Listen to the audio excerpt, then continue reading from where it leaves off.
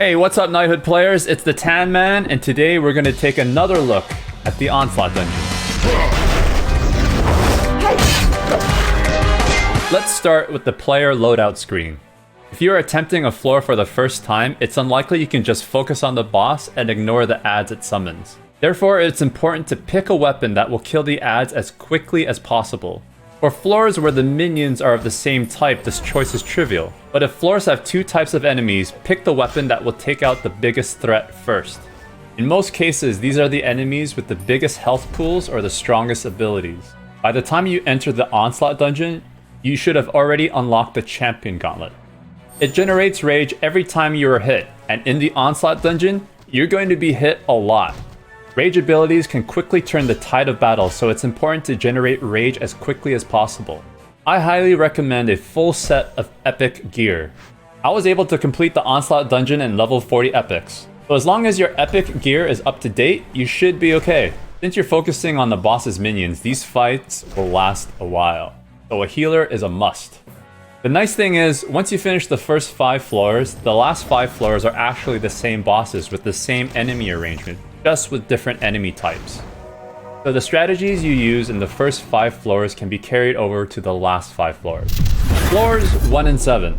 These bosses will summon enemies in front of itself while staying in the back. Good thing is, these enemies share the same type, so you're going to use an undead weapon on floor 1 and a golem weapon on floor 7.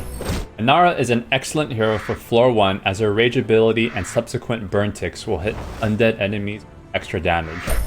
Wormwood is a good choice for floor 7 as his acid rage ability is effective against golems. Also, his 3-turn protect buff will help mitigate a lot of the incoming damage.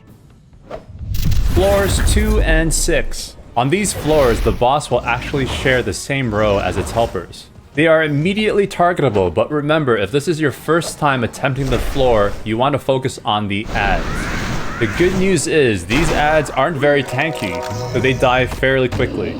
These bosses, along with half of their helpers, are goblins, so bring a goblin weapon. Any strong versus golem or cult hero should suffice. Floors 3 and 9. These fights are similar to floors 1 and 7, but the enemies are not of the same type. Use a cult weapon on floor 3 and Fahari for her fury buff. I recommend Inara for floor 9. By this time she should be fairly leveled, and her burn ticks from her rage ability do extra damage on beasts and outlaws. Floors 4 and 8.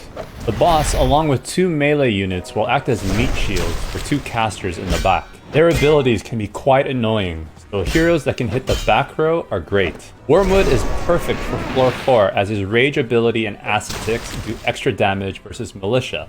Mordrai is perfect for floor 8 as his rage ability can one-shot the casters in the back. Bring a militia weapon to both fights. Even though floor 8 has cult enemies, you'll be punching most of the time to generate rage as quickly as possible.